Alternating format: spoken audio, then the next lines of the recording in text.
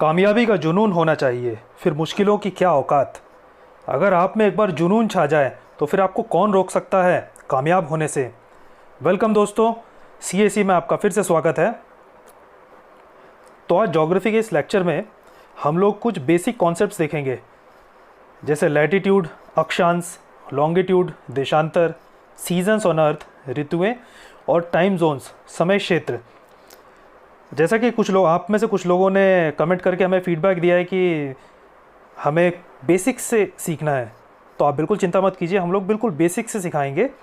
जो भी पढ़ाई होगी बिल्कुल बेसिक से इस सब्जेक्ट को हम लोग फाउंडेशन प्रिपेयर करेंगे। और दूसरी एक, शायद बहुत सारे सब्सक्राइबर की चिंता है कि ये सिर्फ अंग्रेज़ी में होगा। ऐसा नहीं है, ये अंग्रेज़ी और हिंदी दोनों में होगा। दोनों के स्टूडेंट्स इसे समझ सकते हैं, इन सभी लेक्चर्स को और सारे कॉन्सेप्ट्स को जान सकते हैं, समझ सकते हैं। तो ठीक है, हम लोग जल्दी से शुरू करते हैं कुछ बेसिक कॉन्सेप्ट्स। उसके पहले हम लोग ये देख लें कि ज्योग्राफी के क्या क्या पार्ट्स हैं। फिज़िकल यानी कि भौतिकी, और ह्यूमन यानी मानवीय। तो दो टाइप की भूगोल हैं, और भी टाइप के भूगोल के बहुत सारे। एक्चुअली ये ऐसा सब्जेक्ट है जिसके बहुत सारे सब टॉपिक्स या फिर सब पार्ट्स हैं, सब सेट्स हैं। लेकिन उसमें से मेजर जो हमारे इंटरेस्ट का है, जो हमारे सिलेबस में होता है, वो है खासकर कॉम्पिटिटिव एग्ज़ाम्स के लिए भौतिकी और मानवीय। दो टाइप की ज्योग्राफी पढ़ते हैं। भौतिकी में जैसे हम लोग सभी जानते हैं लैंडफॉर्म, कई तरह की स्थलाकृतियाँ होती हैं, एटमॉस्फेयर, हाइड्रोस्फेयर, बायोस्फेयर। और वैसे ही जो मानवीय ह्यूमन में है ज्योग्राफी में, हैबिटेशन, पॉपुलेशन, जनगणना, या हमारी कृषि के क्षेत्र, या जो भी हमारे उद्योग धंधे हैं उन सब के क्षेत्र। तो ये हम लोग लेटर ऑन बाद में आएंगे इसके ऊपर। पहले हम लोग शुरू करते हैं कुछ बेसिक कॉन्सेप्ट्स। लैटिट्यूड, अक्षांश। इस ग्लोब में आप देख पा रहे हैं कुछ इक्वल लाइंस से इसे बांटा गया है। इन लाइंस को रखा गया है कुछ एंगुलर डिस्टेंस के ऊपर। जैसे बीच में एक इक्वेटर लाइन है, आपको दिख रही होगी, यहाँ मैं इसे थोड़ा सा मार्क कर देता हूँ। उसके ऊपर 15 डिग्री, 30 डिग्री, 45 डिग्री, 60 डिग्री, ऐसे जाते जाते पूरा 90 डिग्री ऊपर तक, और वैसे ही 90 डिग्री नीचे तक। तो पूरा 180 डिग्री में इसे बांटा गया है। अब इसे हम एंगुलर डिस्टेंस कह रहे हैं क्योंकि जैसा हम सभी जानते हैं कि ग्लोब, जो हमारी पृथ्वी है, वो गोल है। और गोलाई में हम जब भी डिस्टेंस को नापते हैं तो उसे एंगुलर डिस्टेंस कहते हैं।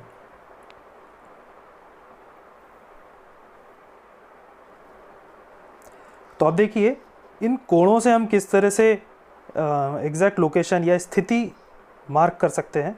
अभी आगे हम लोग और ये कॉन्सेप्ट में देखेंगे। ये देखिए, यहाँ बीच में जो इक्वेटर बनी है, जिसे हम भूमध्य रेखा बोलते हैं, इससे 23 डिग्री ऊपर और 23 डिग्री नीचे, इस क्षेत्र को उष्ण कटिबंधीय कहा जाता है, ट्रॉपिक्स।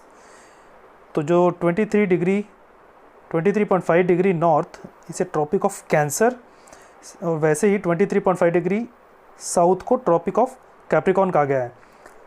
जब भी हम ऊपर की दिशा में जाते हैं तो इसे, जितने भी डिग्री हम लोग जाएं ऊपर, जितने भी कोण, जितने भी एंगल बनाए, उसे उतने डिग्री नॉर्थ, और उसी तरह नीचे जब हम लोग कोई भी स्थिति को मेजर करेंगे या फिर उसे लोकेट करेंगे तो उसे उतना ही डिग्री साउथ।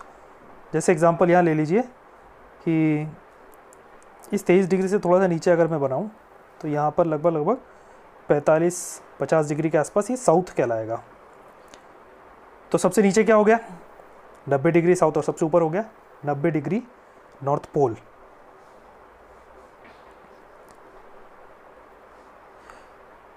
दूसरा हमारा जो इम्पोर्टेंट रीजन है वो है टेम्परेट रीजन, जिसे कि उपोष्ण रीजन भी कहा जाता है। तो ये जो रीजन है, जो आपको ग्रीन हरा कलर में दिखाई दे रहा है, पृथ्वी का ये ऊपर का हिस्सा और नीचे का हिस्सा, इन दोनों को ही टेम्परेट रीजन कहा जाता है। अगर यहाँ पे हम एक सन ड्रॉ करें और सूर्य की किरणें यहाँ पर आ रही हैं इस तरह से, तो आप खुद देख सकते हैं, कलर से भी ये काफ़ी क्लियर है। ये जो हिस्सा है बीच का, ट्रॉपिकल जोन, उष्ण कटिबंधीय, सबसे ज़्यादा सीधी सूर्य की रेखाएं इसी हिस्से पर पड़ रही हैं। तो नेचुरली ये प्रकृति की सबसे ज़्यादा गर्म हिस्सा कौन सा होगा? यही होगा। भारत आपको पता है कहाँ पे है? आप मुझे कमेंट बॉक्स में भारत की एग्जैक्ट स्थिति, लैटिट्यूड और लॉन्गिट्यूड यानी अक्षांश और देशांतर की स्थिति मुझे बताइए कि भारत कहाँ से कहाँ तक ऊपरी कोना और नीचे का जो हिस्सा है हिंदुस्तान का, कुछ ऐसे ही मैं एक रफ डायग्राम बनाता हूँ। तो ये ऊपर और नीचे, ये आप बताइए जो मेन लैंड है उसका, साथ ही साथ ईस्ट और वेस्ट का भी बताइएगा आप, ईस्ट साइड का सॉरी। तो टेम्परेट रीजन वो रीजन है जहाँ पर ट्रॉपिकल जोन के कंपैरिजन में अगर आप इससे स्थिति निकालें तो थोड़ी सी कम सूर्य की रेखाएं यहाँ पर गिरती हैं, या फिर ये कहें कि थोड़ी स्लैंटेड होती हैं। जैसे ये मैंने इस पृथ्वी का छोटा सा हिस्सा एक बना दिया जो कि थोड़ा सा टेम्परेट है, टेम्परेट रीजन में पड़ता है। इस तरह से जब स्लैंटेड एक एंगल के ऊपर सूर्य की रेखाएं पड़ेंगी तो ये प्राकृतिक है कि यहाँ पर कम गर्मी का एहसास होगा। तो जो भी देश इन टेम्परेट रीजन में है, नॉर्थ में या साउथ में, ये दोनों ही जगहों पर जो भी देश आते हैं वो थोड़े से ठंडे होते हैं। जैसे हम वेस्टर्न यूरोप या नॉर्दर्न अमेरिका की बात करें, वैसे ही नीचे ऑस्ट्रेलिया का जो निचला हिस्सा है और न्यूजीलैंड या फिर साउथ अमेरिका का जो बिल्कुल निचला हिस्सा है, तो ये सब टेम्परेट रीजन में पड़ते हैं।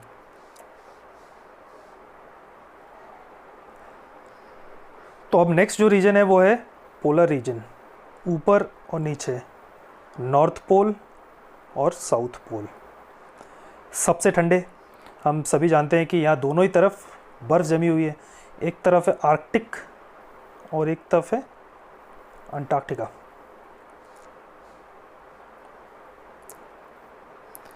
ये दोनों ही सबसे कम इसमें सूर्य की किरणें डायरेक्ट पड़ती हैं, बहुत ज़्यादा ही एंगल पे पड़ती है। तो यहाँ पे बहुत ही ठंडा क्लाइमेट है या फिर गर्मी बिल्कुल नहीं होती है। यहाँ तक कि जब अभी आगे हम पढ़ेंगे कि क्यों धरती जब किसी एंगल पे रोटेट करती है तो फिर कि नॉर्थ पोल या साउथ पोल पे 6 महीने या तो रात रहती है या फिर 6 महीने दिन, ये हम आगे देखेंगे ये सब चीज़ें। तो जिस तरह से ये गोलाई या फिर ये ग्लोब का, पृथ्वी का गोल होने की वजह से अलग अलग temperate region, tropical region, polar region ऐसे जोन्स बन गए हैं, उन्हीं कारणों से अगला जो इम्पॉर्टेंट कॉन्सेप्ट है वो है प्रेशर एंड विंड सिस्टम।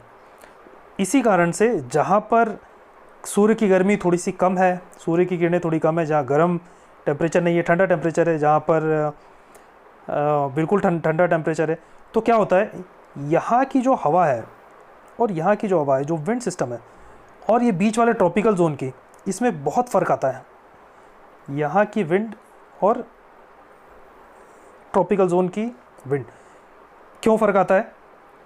यहाँ पर बहुत ज़्यादा गर्मी होने की वजह से हम सभी जानते हैं कि जैसे ही गर्मी बढ़ती है तो जो भी एयर है उसका प्रेशर कम हो जाता है और वो ऊपर की तरफ उठने लगती है। आपने सभी ने गुब्बारे देखे होंगे जो हॉट एयर बलून जिन्हें कहते हैं, जिसमें लोग सफ़र भी करते हैं काफ़ी, या फिर लेजर एक्टिविटी के लिए भी जाना जाता है। तो अगर कोई हवा होगी जो दूसरी हवा से हल्की हो, यहाँ पे हल्की हवा होगी, तो ये क्या करेगी, ये इस तरफ जाने की कोशिश करेगी जहाँ पर हवा का दबाव या हवा का जो डेंसिटी है वो ज़्यादा है। उसी तरह जो यहाँ पे जो ट्रॉपिकल जोन की जो हवा होगी, जो विंड होंगी, वो क्या करेंगी, वो इसके नीचे से प्रेशर डिफरेंस क्रिएट होने की वजह से इस तरफ जाने की कोशिश करेंगी। ये पूरा प्रेशर सिस्टम हम लोग डिटेल में बाद में पढ़ेंगे, मैं आपको सिर्फ थोड़ा सा एक एग्जांपल से समझा रहा हूँ कि किस तरह से पृथ्वी के गोल होने की वजह से, अनइवन हीटनेस होने की वजह से ये सब प्रेशर और विंड सिस्टम क्रिएट होता है। लो प्रेशर एरिया से हाई प्रेशर एरिया, और विंड भी उसी तरह से मूव करती है। हम लोग डिटेल में से आगे पढ़ेंगे। यहाँ पर एक बार फिर से देखते हैं दूसरे एक इस हाफ ग्लोब के माध्यम से सनलाइट डायरेक्टली इस एरिया में आ रही है, इक्वेटर और उसके आसपास, जिसे हमने टेम्परेट जोन कह दिया, उष्णकटिबंधीय। फिर थोड़ी सी अब हम वो ऊपर जाएं या नीचे जाएं, दोनों ही जगह पे सनलाइट की इंटेंसिटी थोड़ी सी कम हो गई, उसकी तीव्रता कम हो गई है, तो उन्हें हम ट्रॉपिकल जोन कह रहे हैं। नॉर्थ और साउथ के ट्रॉपिकल जोन, और एकदम बिल्कुल टॉप पर या फिर एकदम बॉटम पे जाएं तो ये दोनों हमारे हो गए पोलर रीजन। अब यही कारण है हमारे सारे जो रीजन से जो ऋतुएं हैं उनके लिए, जितनी सारी ऋतुएं हम लोग पृथ्वी पर देखते हैं बदलते हुए, उन सब का कारण यही है, क्योंकि सूर्य की जो किरणें हैं, सनलाइट डायरेक्ट एक ही जगह पे एक ही जोन में एक जैसी नहीं पड़ती हैं। तो उस कारण हमारी प्रेशर और विंड सिस्टम चेंज होता रहता है, यानी कि जो घनत्व है हवा का वो बदलता रहता है, जिससे कि हवा का इधर उधर बहाव होता है, जिसे विंड मूवमेंट भी बोलते हैं। और दूसरी बात, क्योंकि हमारी पृथ्वी इस एंगल पे घूमती है, 23.5 डिग्री एंगल के एक झुकाव लेकर इस पर टर्न होती है, इस पे रोटेट होती है, सूर्य के चारों तरफ भी और अपनी धुरी पर भी। तो ये सब कारण है सारे सीजन्स या फिर ऋतुओं को बदलने के, जिसको हम डिटेल में बाद में देखेंगे। हाँ, लेकिन एक और इम्पॉर्टेंट कॉन्सेप्ट है, वो है हमने इस पृथ्वी को किस तरह से दो भागों में बांटा गया है। ऊपर वाले को हम कहते हैं नॉर्दर्न हेमिस्फेयर और नीचे वाले हिस्से को हम कहते हैं सदर्न हेमिस्फेयर, यानी कि उत्तरी और दक्षिणी गोलार्ध। आई होप मुझे यहाँ तक आपको क्लियर हो गया होगा। अब देखिए, फिर से हम एक बार देखेंगे कि कैसे 4 पोजीशन से अलग अलग जब पृथ्वी आती है तो अलग अलग जगह सीधी सनलाइट पड़ती है, सीधी किरणें जहाँ पर पड़ती हैं, और दूसरा हिस्सा होता है वो उतना ज़्यादा गर्म नहीं हो पाता। ये देखिए, जैसे हम एक बार एग्जांपल इस तरफ का लेंगे, यहाँ पर नॉर्दर्न हेमिस्फेयर में ही ज़्यादातर गर्मी पड़ेगी, जबकि जब पृथ्वी इस तरह से झुकी होगी सूर्य के, तो सदर्न हेमिस्फेयर यानी कि दक्षिणी गोलार्ध में ज़्यादा सीधी सनलाइट पड़ेगी। तो जब भी ऐसा होगा तो उत्तरी गोलार्ध यानी कि नॉर्दर्न हेमिस्फेयर थोड़ा सा ठंडा होगा, तो हम उसे क्या कहेंगे, शीत ऋतु कहेंगे। जब उत्तरी गोलार्ध, क्योंकि हमारा भारत देश थोड़ा उत्तरी गोलार्ध में आता है, थोड़ा क्या पूरा ही उत्तरी गोलार्ध में आता है, तो हमारे लिए ग्रीष्म ऋतु कब आती है, जो भी चल रही है, यानी कि इस समय धरती का उत्तरी गोलार्ध का हिस्सा वो सूर्य की ओर झुका हुआ है, तो सूर्य की किरणें बहुत ज़्यादा समय तक सीधे सीधे उत्तरी गोलार्ध यानी नॉर्दर्न हेमिस्फीयर पे पड़ रही हैं, तो ये ऑब्वियस है कि वहीं पर सबसे ज़्यादा गर्मी होगी। अब जब तक कि ये पृथ्वी घूमकर यहाँ से इस तरफ ना आ जाए, तब तक हमें गर्मी से चैन नहीं मिलने वाला। मुझे पता है कि अभी नॉर्थ इंडिया में खासकर कितनी गर्मी पड़ रही है। तो समर एंड विंटर सॉल्स्टिस दो एक ऐसे पोजीशन होती हैं अर्थ की या पृथ्वी की, जब दोनों ही जो उत्तरी और दक्षिणी गोलार्ध है वो दोनों ही लगभग बराबर सूर्य की रोशनी पाते हैं। वो ये दोनों पोजीशंस हैं, एक ये दूसरी ये। इन्हें हम कहते हैं, एक को कहते हैं ग्रीष्म संक्रांति समर सॉल्स्टिस, दूसरे को हम कहते हैं विंटर सॉल्स्टिस यानी शीतकालीन अयनांत। इन दोनों की डेट्स आप मुझे ज़रूर कमेंट में बताइए अगर आप जानते हैं तो।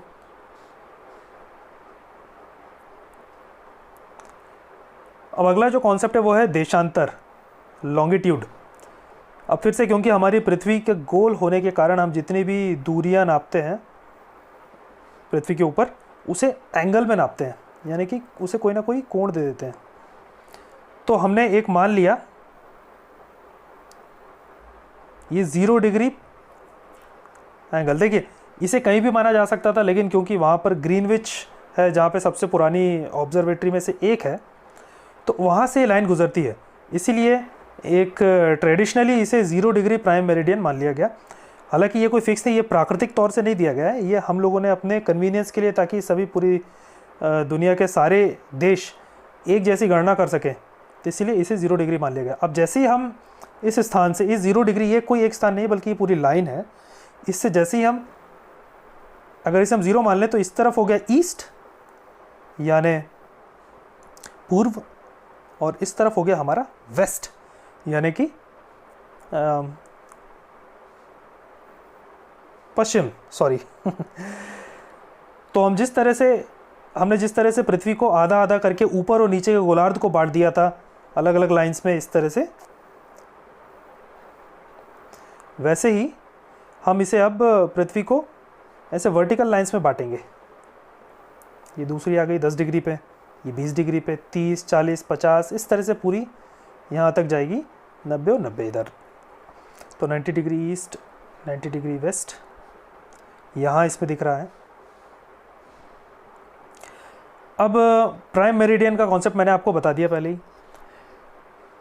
अब अगर हमारे पास ये दो तरीके आ गए पृथ्वी को पूरी गोलाई जो है इसे, वैसे तो देखिए एक इम्पॉर्टेंट चीज़ है कि पृथ्वी पूरी 100% गोल नहीं है।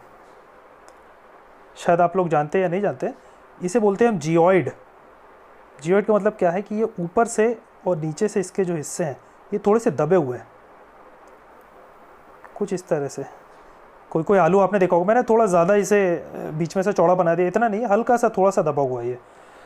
तो इससे क्या होता है कि बीच वाला जो हिस्सा है इक्वेटर वाला, वो सबसे लंबी लाइन होती है जब ये पृथ्वी, और जैसे जैसे हम ऊपर जाते जाएंगे तो ऊपर बिल्कुल छोटी छोटी लाइंस होती जाएंगी यहाँ पर, और ये कंप्लीट एकदम स्फीयर नहीं है, इसे जियोइड बोलते हैं। ठीक है, तो हमने पृथ्वी को इस तरह से बांटा, कुछ खड़ी लाइनें हैं वर्टिकल, कुछ हॉरिजॉन्टल लाइनें हैं एंगुलर डिस्टेंस के ऊपर। तो अगर मुझे इस पॉइंट का लोकेशन बताना है, स्थिति बताना है, तो मैं किस तरह से बता पाऊँगा? एक ये हॉरिजॉन्टल लाइन इस तरह से रन हो रही होगी और एक वर्टिकल लाइन इस पर से जाएगी ऐसी।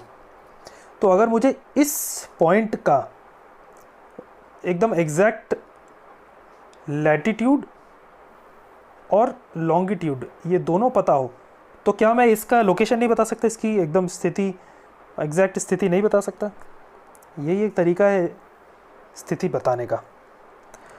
ओके, तो हमने सभी देशों की, सभी जितने भी स्टेट्स हैं उन सभी की नॉर्थ, साउथ, ईस्ट और वेस्ट, इससे सभी की लोकेशन फिक्स कर दी है पृथ्वी के ऊपर। मैंने आपसे क्वेश्चन पूछा है कि आपको हिंदुस्तान की लोकेशन मुझे बतानी है, लैटिट्यूड और लॉन्गिट्यूड यानी अक्षांश और देशांतर वाली, सिर्फ मेनलैंड की बतानी है, आप उसे अंडमान निकोबार उसको छोड़ दीजिए। आई होप ये कॉन्सेप्ट आपको क्लियर हो गया होगा। तो देखिए लॉन्गिट्यूड जैसे हमने अभी देखा, इसमें हमने एक लाइन इस तरह से मानी जो बीच में से रन कर रही है, जिसे हमने मान लिया कि यहाँ से डेट चेंज होगी, तो इसे हम कहने लगे इंटरनेशनल डेट लाइन। अब ये कहाँ से कहाँ पर रन करती है? तो ये बिल्कुल नॉर्थ अमेरिका और रशिया, इसे अलग अलग करती है। हमने ये लाइन इसलिए भी चुनी है क्योंकि लगभग लगभग यहाँ पर कोई भी बड़ा भूभाग नहीं है, तो ये खाली समुद्र में, पैसिफिक ओशन में, प्रशांत महासागर में रन करती हुई जाती है। और ये थोड़ा टेढ़ा मेढ़ा जो आप देख रहे हैं वो इसीलिए कि जो छोटे मोटे आइलैंड्स हैं और जो छोटे छोटे देश हैं यहाँ पर, कुछ छोटे छोटे आइलैंड्स के, तो ताकि उनमें ये भ्रांति ना रहे, ये प्रॉब्लम उन्हें ना हो कि आखिर डेट कौन सी चल रही है आज, तो उन्हें फिक्स करने के लिए हमने डेट लाइन को थोड़ा उन्हें एडजस्ट किया है। जैसे किस तरह से हम दो देशों के बीच में बाउंड्री को बनाते हैं ना, कहीं पे अगर एक बड़ी सी वो आ जाए, जंगल आ जाए या फिर पॉन्ड आ जाए या फिर कोई बड़ी नदी आ जाए, तो हम उसके हिसाब से मानते हैं। ऐसा नहीं कि किसी भी इनअप्रोप्रिएट तरीके से उसे बांट दिया जाए। ओके, तो ये इंटरनेशनल डेट लाइन यहाँ से गुजरती है, इसे बोलते हैं बेरिंग स्ट्रेट। ये जो एरिया है इसे बेरिंग स्ट्रेट बोलते हैं। अब हम देख लेते हैं कि पृथ्वी रोटेट होती है यानी घूमती है 360 डिग्री कितने देर में? 24 घंटे में। 360 डिग्री रोटेशन है पूरा। ये है हमारी पृथ्वी, जियोइड शेप, जैसा मैंने कहा पहले भी, जियोइड, सॉरी थोड़ा गुड लिखा गया। और ये होती है अपनी धुरी पर रोटेट, घूमती है अपनी धुरी पे। कितने देर में? एक दिन में। हमने उसे एक दिन दिया है, उस पूरी जो जितना भी वो टाइम पीरियड है ना, उसे हमने एक दिन मान लिया है, और उस दिन को हमने डिवाइड किया है कुछ 24 घंटों में, उसी तरह घंटों को डिवाइड किया है 60 मिनट में और सेकंड्स में और वगैरह वगैरह। तो क्योंकि 24 घंटे हमने मान लिया कि 24 घंटे है एक पूरी पृथ्वी को अपनी धुरी पर घूमने के लिए, और 360 डिग्री रोटेशन करती है, तो 360 को मैंने डिवाइड किया 24 से, तो कितना बना? 15 डिग्री। यानी कि 15 डिग्री अगर घूम गई पृथ्वी तो 1 घंटा हमारा गुजर गया। Clear concept? 15 डिग्री अगर घूमी तो 1 घंटा गुजरा। ओके, ये बहुत इंपॉर्टेंट कॉन्सेप्ट है, थोड़ा सा इसे आप ध्यान से देखिएगा। और इसके ऊपर कुछ क्वेश्चंस भी आते हैं, मैं कोशिश करूँगा कि ये क्वेश्चंस आपको अलग से एक किसी तरह दूँ, या तो फिर हमारे टेलीग्राम चैनल के थ्रू। ठीक है, वो वर्कआउट करते हैं किस तरह से होगा। अब मैंने आपको बताया कि भारत की स्थिति, अब ये क्वेश्चन तो खैर यहीं पे इसका आंसर मिल गया आपको कि उसके देशांतर यानी कि लॉन्गिट्यूडनल जो कोऑर्डिनेट्स है वो क्या है, तो वो है 68 डिग्री ईस्ट, 97 डिग्री ईस्ट। ऐसा क्यों? क्योंकि जो हमारी पृथ्वी है ये रहा इसका 0 डिग्री, तो अगर मैं इस तरफ जाऊं तो ये हुआ ईस्ट, इस तरफ आऊँगा तो वेस्ट। तो अगर हमारे दोनों छोर ईस्ट में है तो इसका मतलब कि इस 0 डिग्री प्राइम मेरिडियन के इस तरफ ही, राइट हैंड साइड यानी ईस्ट तरफ ही हिंदुस्तान होना चाहिए। क्लियर? करेक्ट। अब इसमें से भी हमने इस 82.5 डिग्री ईस्ट को 82.5 डिग्री पूर्व को हमने मान लिया है अपना स्टैंडर्ड टाइम, यानी कि भारतीय मानक समय। सही, 82 डिग्री ईस्ट। इसमें से भी एक जगह को हमने माना है, वो आप मुझे बताइए कमेंट में कम से कम कि वो कौन सी जगह है जहाँ से हमारा भारतीय मानक समय की जो लाइन है वो गुजरती है। इमेजिनरी लाइन है, हमने उसे मान लिया कि वहाँ से हमारा समय चलता है। आपको एक फन फैक्ट बताता हूँ कि उज्जैन जो है ना, वहाँ पर है महाकाल, और वहाँ से ट्रॉपिक ऑफ कैंसर गुजरती है। और पुराने समय में, आप काल का मतलब समझते हैं? काल का मतलब होता है समय, और पुराने समय में उस जगह से हिंदुस्तान का समय चलता था। यानी कि जो एंशिएंट इंडिया है उसमें भी ये सब मैथमेटिक्स या ज्योग्राफी या भूगोल या एस्ट्रोलॉजी, इन सब का इतना नॉलेज था कि तब भी समय की गणना की जाती थी, और एक निश्चित स्थान भी दिया गया था कि कहाँ से उस समय की गणना होगी। जैसे कि अभी मैंने आपसे पूछा कि ऐसे ही अभी मॉडर्न इंडिया में एक स्थान को हमने, जहाँ से इस लाइन को गुजरती है वहाँ से एक स्थान को हमने मान लिया कि वहाँ से भारत का मानक समय चलता है। राइट? ओके।